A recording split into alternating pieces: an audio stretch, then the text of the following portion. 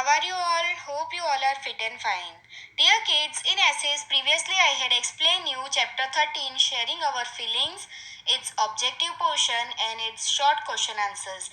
And today I am going to explain you its brief question answers. So are you ready kids? Let's begin. Let's see the first question. Seema's father reads the newspaper aloud to her nani. How do you help old people?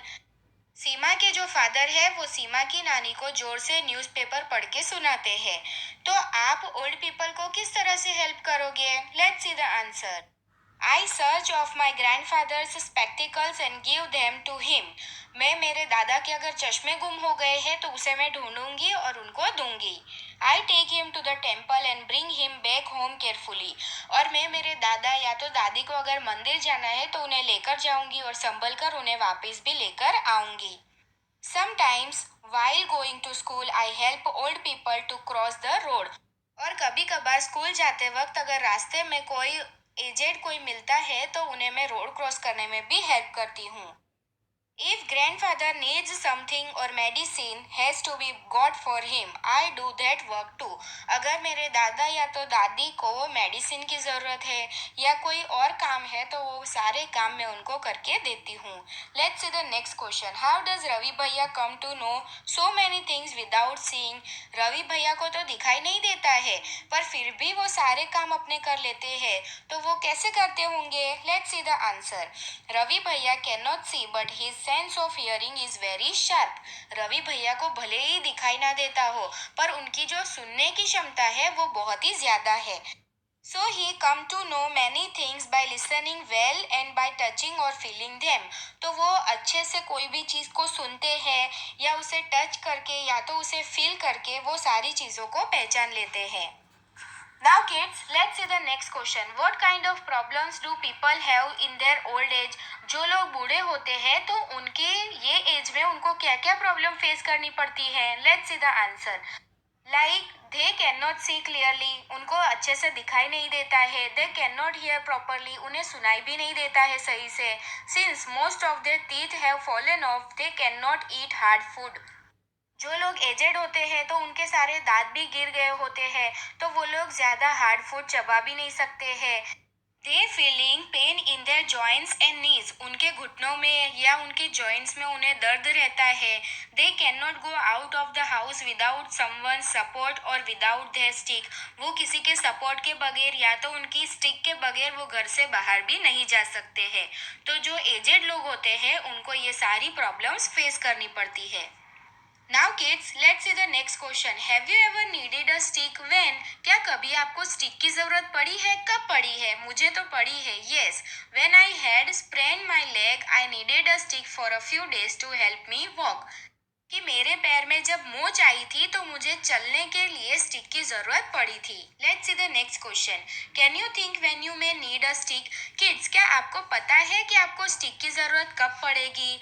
Yes, whenever I see an old और disabled person walking with the help of stick, I think that if my legs were to get fractured I may need a stick. कि मैं जब कोई aged लोग को देखती हूँ या कोई डिसेबल्ड पर्सन को देखती हूँ तो मुझे भी ऐसा लगता है कि अगर मेरे पैर में कभी मोच आ जाए या तो फ्रैक्चर हो जाए तो मुझे भी स्टिक की ज़रूरत पड़ेगी। If I need to climb a mountain, या तो अगर मुझे माउंटेन पर चढ़ना है तो मुझे स्टिक की ज़रूरत पड़ेगी। I may need a stick when I became old, और मैं जब बूढ़ी हो जाऊंगी तब मुझे स्टिक की ज़रूरत पड़ेगी। तो किड्स, इस तरह से अगर आप भी जब बूढ़े होंगे तो आपको भी शायद से स्टिक की जरूरत पड़ेगी। Let's see the next question. How do we help those people who can not see? Kids, जो लोग देख नहीं सकते हैं तो उनको हम किस तरह से हेल्प कर सकते हैं? Like by helping them to cross the road, उन्हें क्रॉस करने में हम मदद कर सकते हैं। By giving them a seat in the bus, bus में अपनी सीट देकर हम उनकी हेल्प कर सकते हैं। By read the newspaper to them, हम न्यूज़पेपर रीड करके उन्हें सुना सकते हैं। By guiding them to the right way while travelling, जब भी हम ट्रैवलिंग करते हैं तो उन्हें हम गाइड कर सकते हैं। तो इस तरह से जो लोग देख नहीं सकते हैं उनकी हम हेल्प कर सकते हैं। Let's see the next question. Close your eyes and listen, what sound can you here? Kids, आप अपनी आंखें बंद करो और सुनो कि आपको कौन सी आवाज़ सुनाई देती है। Let's see the answer. When we are sitting at home, we can hear the voice of our family members.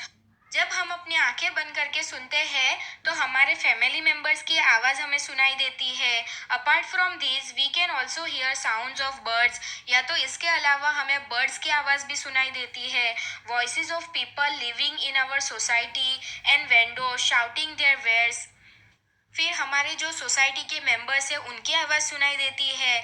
फिर कोई फेरी वाला अगर कोई चीज़ बेचने आया है तो उसकी आवाज़ सुनाई देगी. When we are in class we can hear the voices of our classmates. Kids, अगर आप क्लास में बैठते हो तो आपके क्लासमेट्स की भी आवाज़ आपको सुनाई देती है, right? The students in the adjoining classroom, our teachers and sound of birds from the trees in school yard. और हमारे टीचर्स की आपको आवाज़ सुनाई देती है. फिर जो स्टूडेंट्स है बाजू वाले क्लास के उनकी आवाज़ आपको सुनाई देती होगी. फिर स्कूल के ग्राउंड में जो ट्रीज है वहां पर जो बर्ड्स आके बैठते हैं तो उसकी भी आवाज आपको सुनाई देती होगी, right? Now kids, let's see the next question. How are people who can not see able to read? जो लोग देख नहीं सकते हैं वो लोग रीड कैसे कर सकते होंगे? Let's see the answer. People who can not see read with the help of the Braille script. जो लोग देख नहीं सकते हैं वो लोग ब्रेल स्क्रिप्ट की मदद से रीड करते हैं. There are raised dots made on a thick paper in this script. और ये स्क्रिप्ट के अंदर रेज्ड डॉट्स होते हैं जिसके ऊपर हमें अपनी फिंगर्स को घुमाना होता है और उससे हम रीड कर सकते हैं. With experience the blind can easily touch and feel raised dots with their fingers and read what is written. तो जो ब्लाइंड लोग हैं वो इजीली वो रेज्ड डॉट्स को टच करके रीड कर सकते हैं. Now kids, let's see next question is what is the speciality of Ravi Bhaiya's books? Why? Kids, जो रवि भैया की बुक्स थी उसकी स्पेशलिटी क्या थी और क्यों वो स्पेशल थी? Let's see the answer. Ravi भैया कैन नॉट सी. जैसे कि आपको पता है कि रवि भैया को दिखाई नहीं देता है. He is blind. रवि भैया क्या है? ब्लाइंड है. रवि भैया story and study books are of thick paper with lines of raised dots on them. तो रवि भैया की जो बुक थी वो काफी थिक थी और उसके ऊपर रेस्ड डॉट्स थे. He reads bye running his finger on these raised dots. तो वो जब भी रीड करते थे तो वो अपनी फिंगर्स को वो रेस्ड डॉट्स के ऊपर घुमाते थे जिसकी मदद से वो इजीली रीड कर सकते थे. Now kids, let's see the next question. What is the special characteristic of Braille script? ये जो ब्रेल स्क्रिप्ट है तो उसका स्पेशल कैरेक्टरिस्टिक क्या है? Let's see the answer. Braille is a script written with lines of raised dots on thick paper. Braille script एक ऐसी script है कि जिसके ऊपर रेस्ड डॉट्स की मदद से थिक पेपर के ऊपर लिखा होता है. The blind can read Braille bye running their fingers on the raised dots. तो जो ब्लाइंड होते हैं वो लोग अपनी फिंगर्स को उसके ऊपर घुमा के उसे रीड कर सकते हैं. Let's see the next question. How was Braille script invented? ये जो ब्रेल स्क्रिप्ट है उसका इन्वेंशन कैसे हुआ? Let's see the answer. मैंने आपको बताया था ना, Louis Braille belong to France. जो लुइस ब्रेल है वो फ्रांस से बिलोंग करते हैं. One day when he was 3 years old he was playing with his father's tool. और वो जब 3 साल के थे तो वो अपने फादर के टूल से खेल रहे थे. Suddenly a pointed tool hurt his eyes. तो अचानक से जब वो खेल रहे थे तो वो पॉइंटेड टूल उनकी आंखों में लग गया. He lost his eyesight. और उनकी आंखों की देखने की क्षमता चली गई. He had been interested in studies. और उनको पढ़ने का काफी ज्यादा शौक था. So he did not give up. तो उन्होंने गिव अप नहीं किया. He kept on thinking of different ways to read and write. तो वो सोचते रहे कि किस तरह से वो ऐसा क्या करे कि जिसकी वजह से वो रीड भी कर सके और लिख भी सके.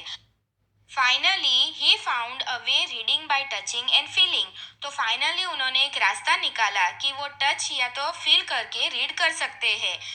This way of reading letter came to be known as the Braille script. तो बाद में ये स्क्रिप्ट को ब्रेल स्क्रिप्ट का नाम दिया गया. Now kids, let's see the next question is a blind person has 3 legs. How? जो blind person होते हैं उनके 3 लेग होते हैं. कैसे? Let's see the answer. While walking, the blind keep a white stick with them. जो blind लोग होते हैं तो वो चलते समय अपने साथ एक वाइट स्टिक रखते हैं. They keep this stick ahead of them. तो वो लोग ये स्टिक को अपने आगे की तरफ रखते हैं. And with its help can get an idea whether the road ahead is good और नॉट. तो ये स्टिक को वो अपने आगे की तरफ रख के चलते हैं तो उनको पता चल जाता है कि आगे का रोड सही है या नहीं. If there is a ditch or any other hurdle, they know about it with the help of their stick. तो जब भी रास्ते में कोई गड्ढा आता है तो वो स्टिक की मदद से उनको पता चल जाता है. एंड दे बिकम अलर्ट, और वो अलर्ट हो जाते हैं. In this way the stick serves them as a third legs. तो इस तरह से ये उनकी जो स्टिक है वो थर्ड लेग का काम करती है.